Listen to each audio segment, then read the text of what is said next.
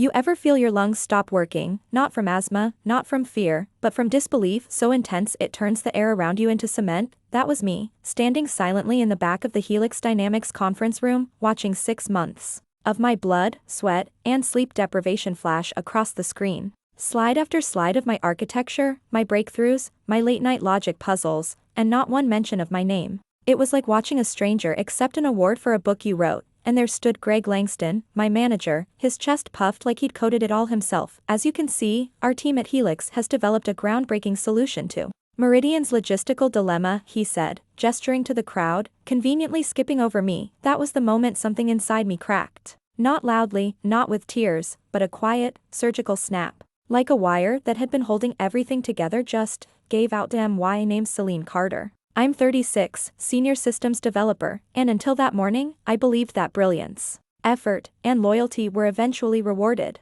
That if you stayed heads down, got the job done, kept out of politics, you'd be seen, valued, promoted. It turns out, fairy tales are dead. And before I go further, wherever you're reading or watching this from, drop a comment. Let me know if this has ever happened to you, because I need to know I'm not the only one who's ever been stolen from in plain sight. Let's rewind. Helix Dynamics. Boutique AI firm. Flashy mission statement, endless kombucha taps, and a track record of landing big clients despite being massively understaffed. I'd been with them for 8 years. Joined back when we were 20 people in a shared office space above a CrossFit gym. I was the only woman in the senior dev circle, so every move I made felt like it had to be perfect. I learned quickly, be twice as good, get half the credit. But this new project? This was supposed to be different. The Meridian contract was a monster, $5.8 million if we could build a supply chain system powered by AI that could cut international shipping costs by at least 30%. Everyone in leadership was buzzing about it,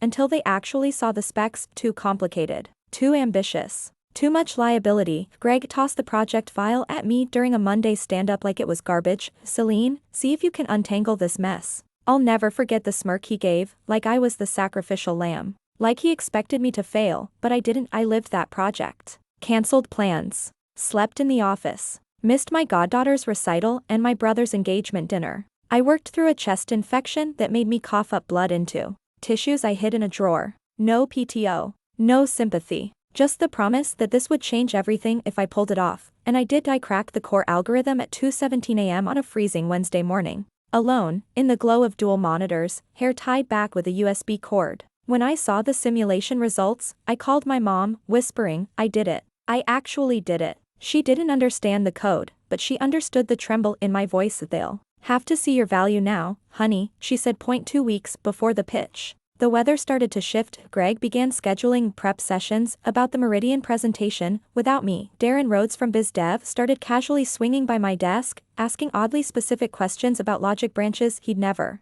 shown interest in before, and Celia Frazier, who had contributed absolutely nothing but coffee runs to the project, was now reviewing my deliverables. I ignored the knots forming in my gut, told myself it was protocol, that they just needed to get aligned before the pitch, that I was still the architect, the heartbeat, the one they couldn't move without. Then, one night while pulling a 10 p.m. shift, I found the slide deck. I hadn't been asked to create it, which should have been red flag #1. I opened it, curious, and froze. Slide after slide, all 42 of them, mapped out my system, my flowcharts, my data models, my diagrams. But not once, did they credit me. The presenter notes assign the technical walkthrough to Darren, the infrastructure section to Marcus. Celia would field operational questions. My name was nowhere. IT was like I'd been wiped from my own work. I confronted Greg the next morning. Hey, just saw the Meridian deck, looks like some stuff's missing. He looked up from his laptop like I was interrupting a lunch order. Oh,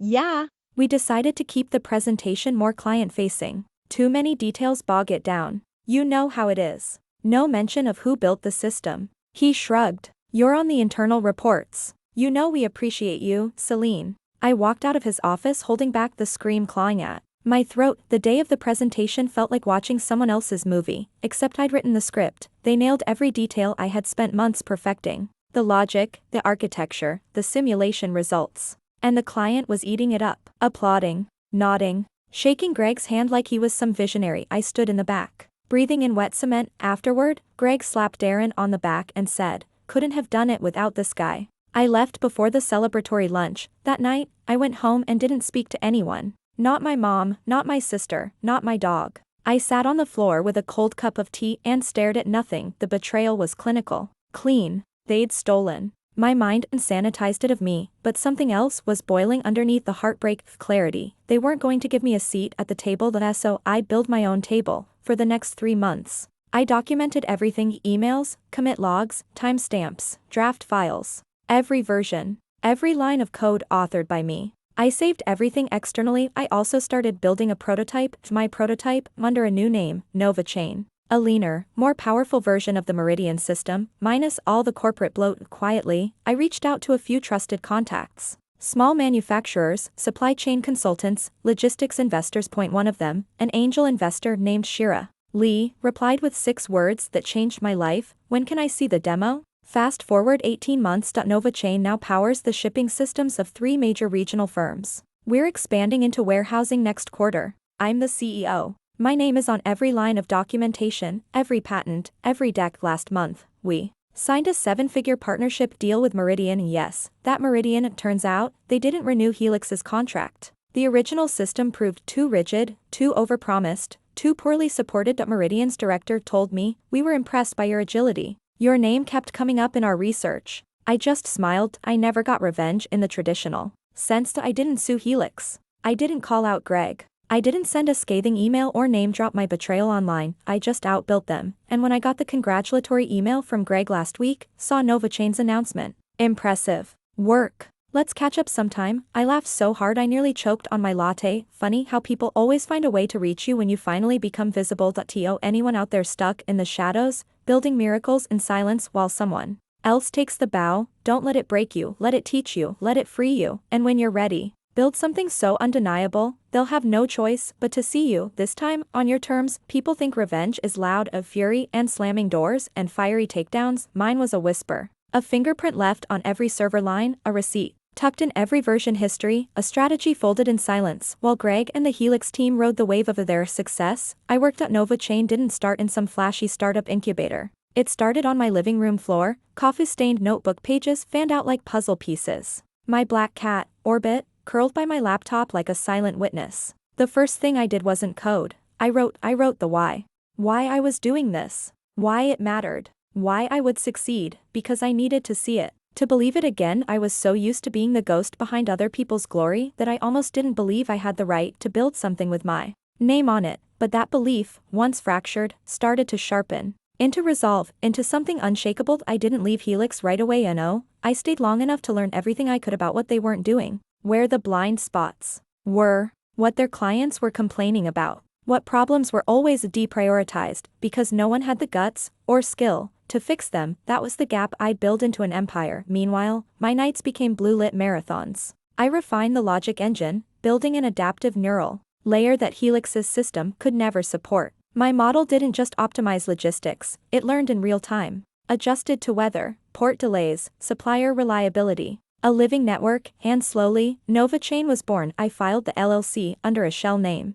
bought the domain, locked down the IP. Every safeguard was in place before I even told my closest friend, which brings me to Nora Bennett, my ride or die since. We were coding Python in a freezing MIT lab. She was now head of systems at a logistics startup, and one of the few people I trusted. I showed her NovaChain's early prototype on a Sunday. She stared at the simulation for a full minute before whispering, "Celine, this is terrifyingly good." The day I resigned from Helix was the first time in months I walked into that office without a weight on my shoulders. I didn't storm in or cause a scene. I handed Greg a plain envelope and said, "Thanks for the experience." He blinked. "You're leaving?" I nodded. "It's time." He gave a polite chuckle. "You sure? We've got more contracts coming down. Might even let you lead one next quarter." I smiled. "No need to let me. I'm building my own." That was it. No drama. Just the clean precision of a surgical goodbye. Thought they didn't see it coming. That was the best part. The first few months post-Helix were brutal. Funding meetings where I was underestimated.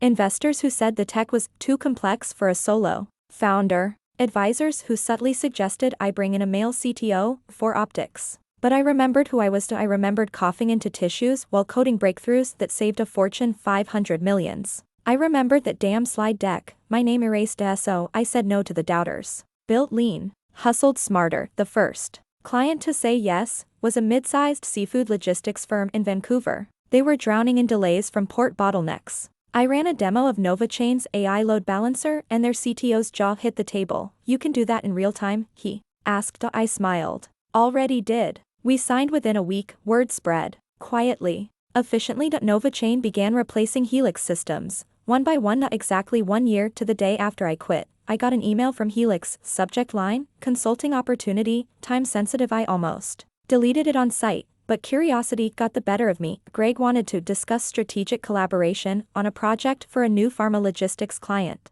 Their in-house system, my old model, was failing under stress, and they'd heard rumors about a new AI tool gaining traction in the industry at NovaChain. I didn't reply. Not immediately. Instead, I sent a reply 3 days later from my head of partnerships, under her own name. "We'd be happy to schedule a scoping call. NovaChain's lead engineer will attend." The look on Greg's face when I entered that Zoom meeting? Worth every stolen hour I'd ever worked. His jaw twitched. His tone faltered. But he played polite. "Celine, didn't realize you were behind NovaChain." I smiled. "Funny. You never realized a lot of things." The rest of the call was professional. I walked their team through our diagnostic tool, pointed out the faults in their legacy system, offered a phased migration plan. When the client's director asked why Helix hadn't integrated these improvements sooner, Greg stammered something about resource constraints. I stayed quiet. I didn't need to say anything. It's been 2 years since that first stolen presentation. At NovaChain now supports over 80 companies across 3 continents. We just closed Series A. My name is on every filing, every license, every bit of praise. But more importantly, young women in STEM now DM me for mentorship.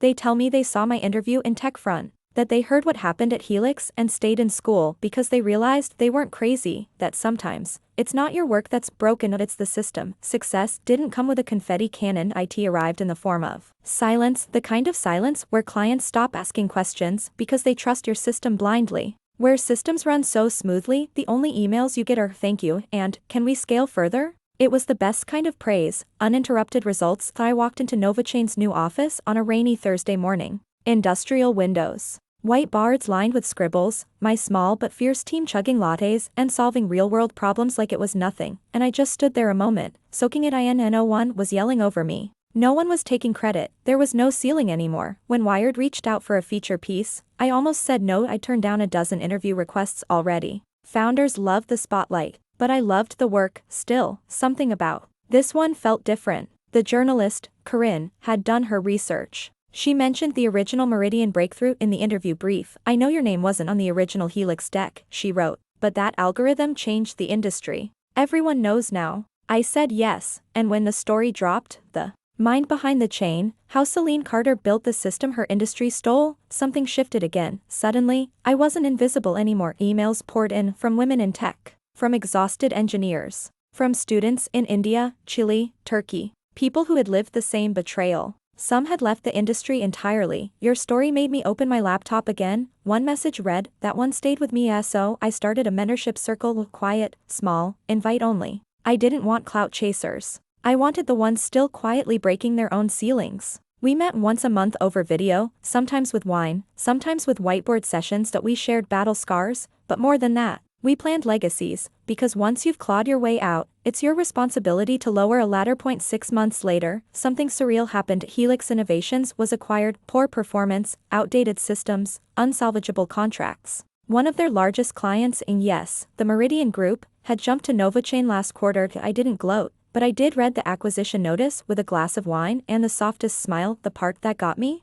In the write-up, Greg Lawson was listed as a former executive with notable early contributions to AI logistics. No mention of what those contributions were, and no mention of me, of course, but by then, it didn't matter. I flew home that spring, for the first time in a while. My mother met me at the airport, arms already stretched wide, eyes already shining. She still lived in the same modest house, still grew mint in coffee cans by the window. Over dinner, I showed her NovaChain's interface on my phone. She didn't understand most of it, but when I pulled up the investor report and scrolled to the line with my name, founder and chief engineer, Celine Carter, her hand trembled when she touched the screen. "I told you they'd see your value," she whispered. "They didn't," I said, "but the world did." That summer, I gave the keynote at the International Women in AI conference in Berlin. I stood behind the podium, heels steady, blazer sharp, crowd silent. I told them the story, not the company pitch, not the sanitized timeline. The real one. I Told them about watching someone else present my work. About pneumonia and missed birthdays and coughing blood into tissue.